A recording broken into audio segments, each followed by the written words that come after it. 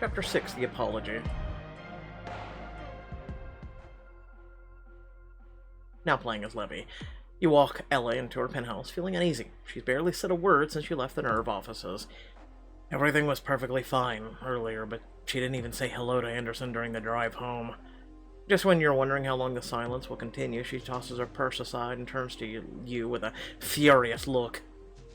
How could you? Excuse me? I heard you and Natalia talking. I can't believe you went behind my back and got this job handed to me like a favor. A job with your former sub. Do you have any idea how that makes me feel? Ella, it's not what you think. I didn't mean for you to hear about my past with her. You shouldn't have to worry about... That's the worst apology I've ever heard in my life. And don't forget who I used to be married to. Her words cut you deep to the bone. You're nothing like her asshole ex. She might be in no mood to hear you out, but you keep your voice cool and try again. Yes. I admit it, I pulled some strings to get you the job, but people do that all the time. Not with their former subs. Natalia is my boss, Levy.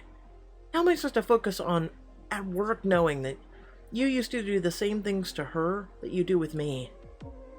My relationship with her was nothing like ours. She meant nothing compared to... Did you tie her up?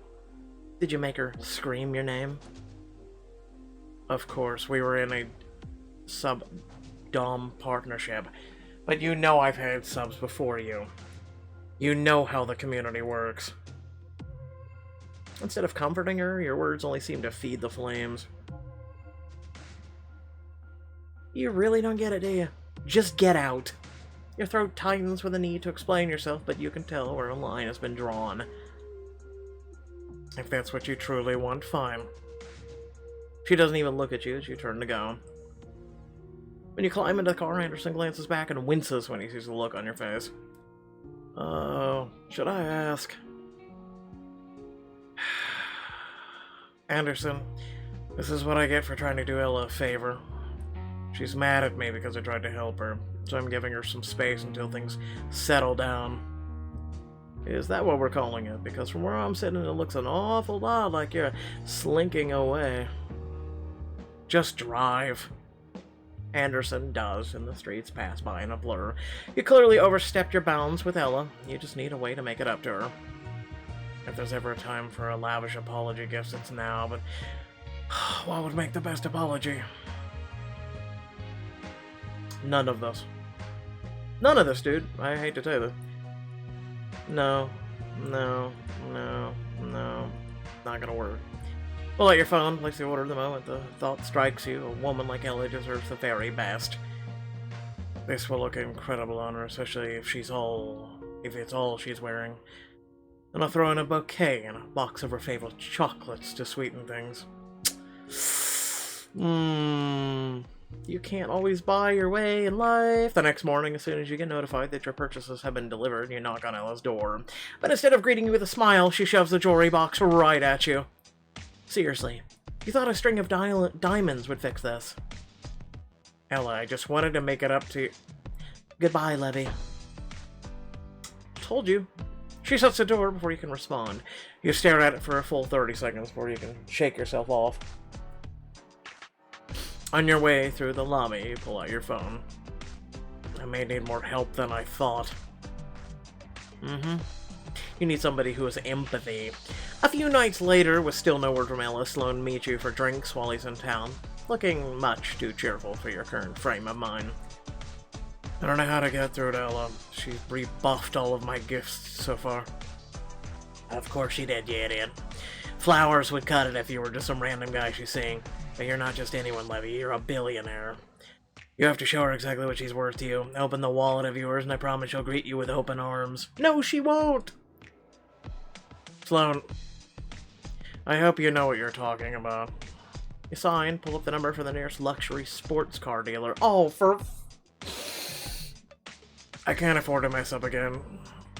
The point is that you can't afford anything, remember? You have the car driven to her apartment straight from the dealer, but an hour later the dealer knocks on your door. The lady refused to sign for the car you sent over. Did you want to try and deliver it somewhere else? She wouldn't even test drive it? Nope. She sent it back and asked us to relay a message. Not good enough. I already know what she wants. You have to grovel. You have to do that one thing you refuse to do. And you have to make it up to her. From your heart, not your wallet, you dumbass. The next day, you're thrumming with frustration. It's been almost a week since your fight, and Ella still won't even speak to you. Damn it, if the situation with Ella doesn't resolve soon, I'll never get anything done. Sorry, your receptionist let me in. Your newest client stands hesitantly in the doorway with everything going on. You forgot you had a meeting today. Come on, Levy, get your head in the game. Of course, please take a seat. I did everything you asked. It took me days to get all my passwords changed, but it's done. The Grant settles uneasily into his chair, his gaze unable to fix on anything in particular, and you remember Ella's advice about him. If he's still getting used to the idea of being divorced, I should try a gentler touch with him. This will get easier with time, I promise. No matter how broken my clients feel when they come in, they walk out with their heads held high. Do you mean that? It's a promise. Now that the basic paperwork is out of the way, I'd like to know more about your relationship. Why don't you tell me how you two met? How is that relevant to the divorce? Details like this help uncover the deeper truths about your relationship. When you're living through the day-to-day details of a marriage, it's easy to lose track of the big picture. You mean I can't see the forest for the trees? Exactly. My job is to make sure the forest is fairly divided between the two of you. Grant heaves a sigh and gives in. Well, when I first met Ray, I honestly thought he was an asshole of the highest degree. We used to catch the L at the same stop every morning. One day, I set my coffee down to adjust my scarf. He assumed I needed money, so he dropped a handful of change into my latte. I'd spent months working up the courage to talk to him, and he finally noticed me. It was out of pity I was furious. But you gave him a chance. Your mind immediately drifts away from work to the one thing you're trying to avoid. Your situation with Ella. What did he do to make it up to you? Replace the latte? Take you out to dinner? Nothing that complicated. He just apologized. That's all. That sounds so simple. His soft, sudden laugh startles you. A real apology is never easy. It takes a lot of courage to humble yourself and mean it. But Ray did. Missed his train while he was at it. The gesture blew me away. I knew that, then that he was the only man for me. Or so I thought. Mr. Holmes, thank you for being honest with me. I appreciate your insight more than you can possibly know. Oh, someone an apology of your own, do you? It's starting to look that way, and I should have given her one days ago. Then, if I can make a suggestion, when it comes to apologies, it's better to avoid big, flashy gestures and speak from the heart. Take her somewhere meaningful, pack a nice picnic, and not one you hired some fancy chef to make for you. Anyone seeing a guy like you probably knows you can pull out all the stops, so let her see that you can be authentic, too. I'll consider that, Mr. Holmes. Maybe I should be paying you for this appointment. You steer the conversation back towards his divorce, but your mind is only halfway on the asset list he hands you.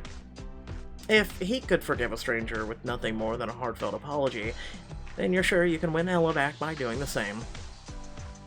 A private picnic would be the perfect chance to see Ella. Show her just how sorry I am.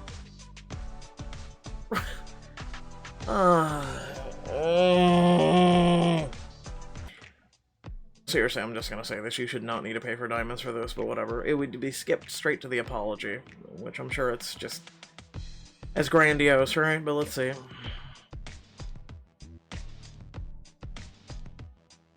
You get through the rest of the meeting with Rand as quickly as possible, your mind whirling with ideas to show Ella just how sorry you are. This is my chance to prove to her that I'm more than just a well-cut suit and a firm hand. You literally didn't even know this until someone gave you that advice. The second you finish your work for the day, you head over to Ella's penthouse. It feels like strange to show up without a peace offering, but you're determined to do things right. For the last time, Levy, I'm not interested in your gifts. What will it take you for you to understand that? Literally his client in a week. You managed not to wince, but her words still cut deep. I didn't bring you anything this time, I promise. Actually, that's not true. There's a picnic basket and a blanket in my car. A picnic basket? I packed it myself. I was hoping you'd have dinner with me somewhere simple. She eyes you warily. Somewhere simple. There isn't a helicopter waiting to carry me off to Madrid? No. I don't have anything to offer by myself.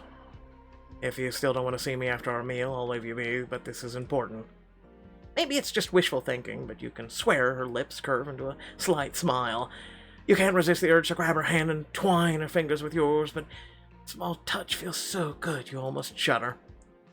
Fine, as long as you tell me where we're going. A park. You'll see why when we get there. You certainly got me curious.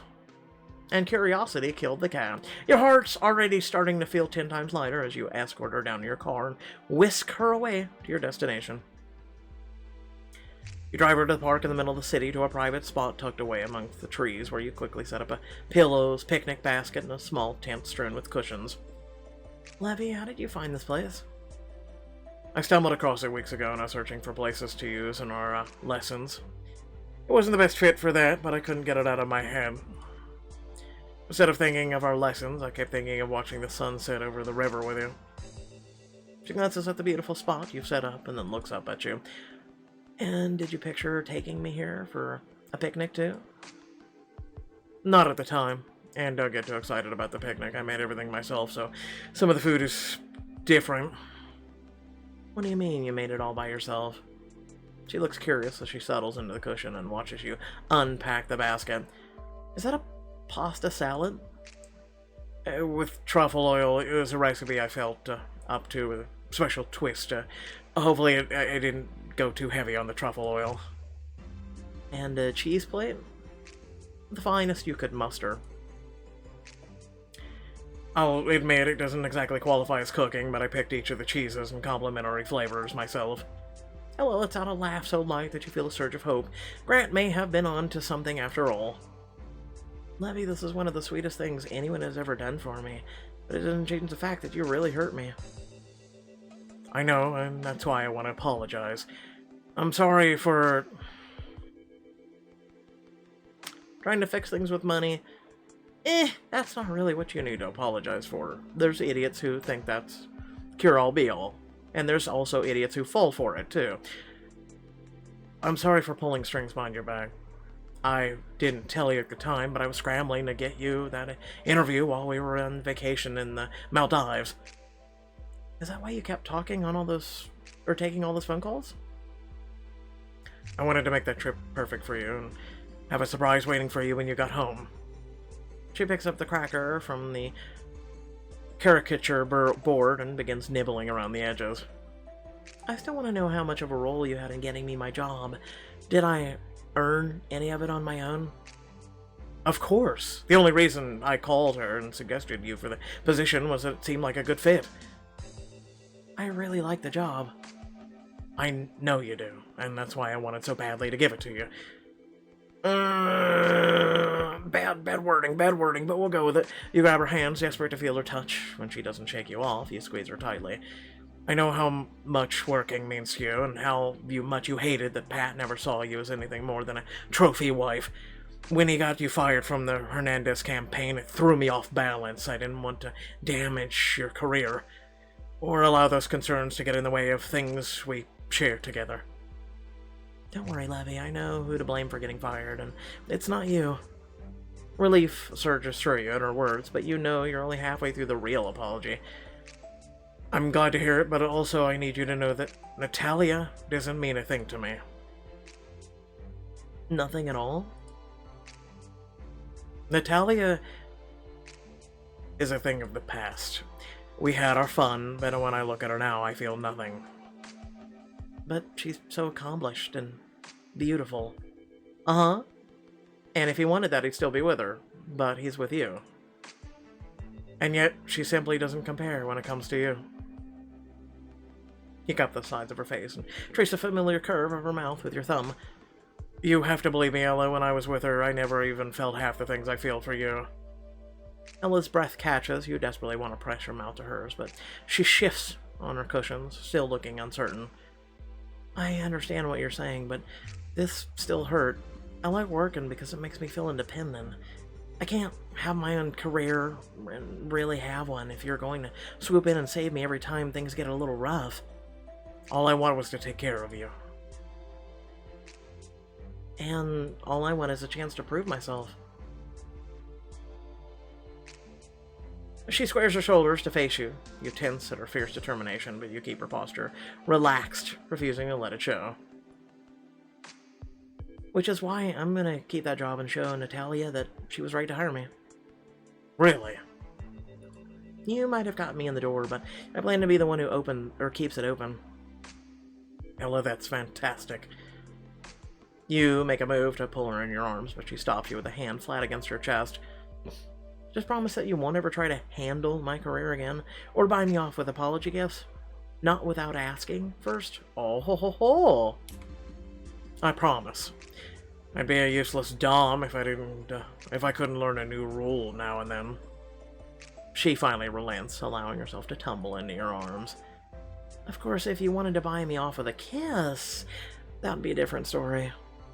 The food scatters across the picnic blanket, but neither one of you cares as she lifts her lips to yours in a deep, searing kiss.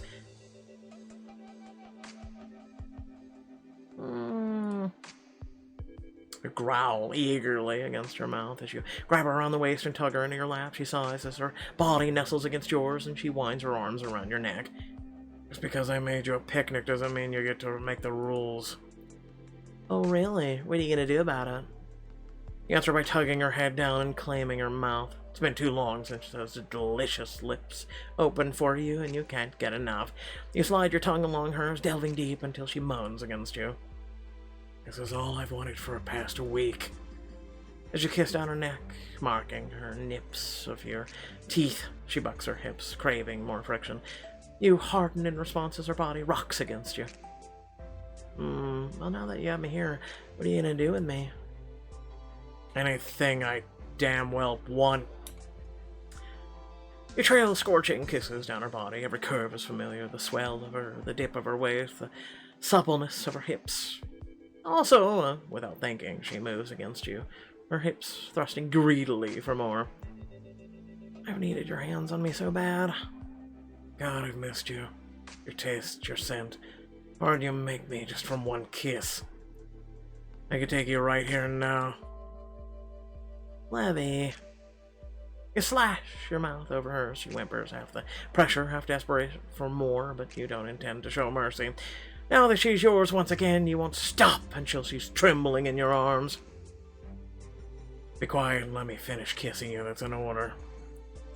She sighs as she wraps her arms around you and gives herself over to the kisses, lips parting eagerly beneath you. Is that better, sir? Much better. Keep this up and I'll take you home for dessert. You made dessert too? Not exactly. She wouldn't fit in the picnic basket. Ah, see what you did there. As soon as she lets you into the apartment, you tug her towards the dungeon, but you stop her. Get that ass in the bedroom. We have a lot of lost time to make up for. You don't want me in the dungeon? No. It's time for your next lesson in authenticity. You lead her into the bedroom with a firm hand. What do you mean by authenticity? I might feel comfortable in control in the dungeon, but you're more yourself in the bedroom for now. Every dom and sub relationship may be different, but they all involve a give and take. She washes as you sit on the end of the mattress and crook a finger in invitation. If you want to get the most out of your sub, you need to elicit a real and honest response out of them, which means you must be able to offer them honest reactions in return.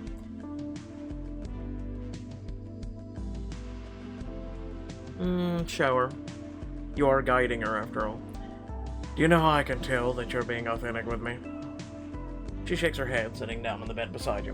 You lift her hand to press a kiss into the crook of her palm, and she shivers. Oh. Your body never lies to me. You might pretend, but your body gives you away. I know that you want me to kiss you like this. Yes, I do. But I also know it's not enough for me. It's a Dom's job to find a balance between our desires, using whatever tools are at my disposal.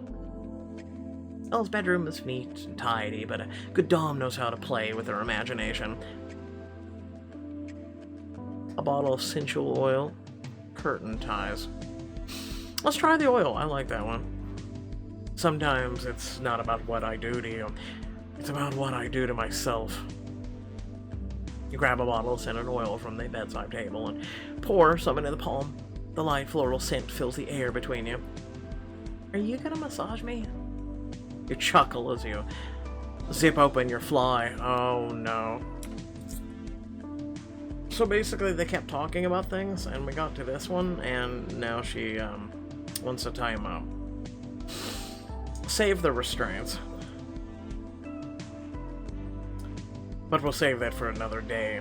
I'm not sure I'm ready to be that authentic yet. It wouldn't be fair to only give myself halfway to Ella. What a tease. Can't you tell how badly I want you?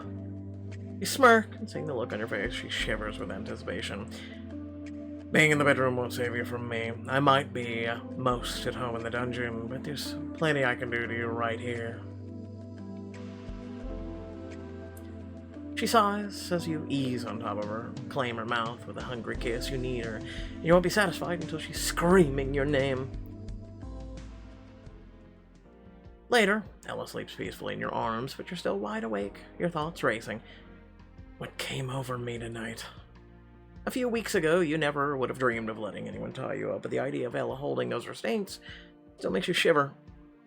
I've always been the one in control. Ella stirs against you, letting out a soft sigh, and you hold her close. But when it comes to her, I'm slipping, and I don't know where that slope leads.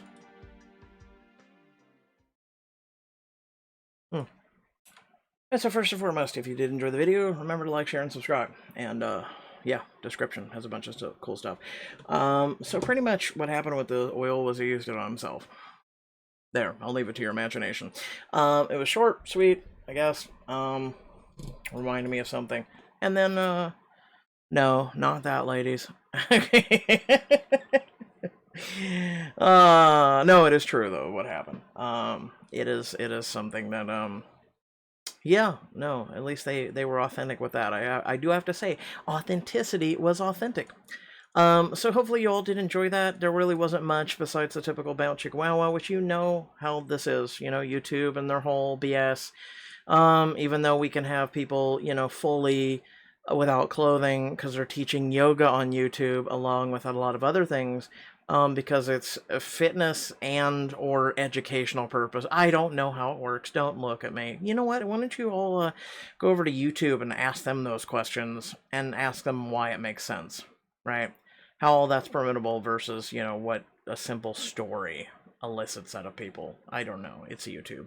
But pretty much there's no content creator who can cover it without the face of or the fact of being removed completely and permanently off the platform. So, sorry about that. You know, I try and squeeze in as much as humanly possible without it, you know, crossing that threshold with YouTube. So, but with that being said, hopefully you all did enjoy. Love your beautiful faces, and I'll catch you all in the next video. Peace out.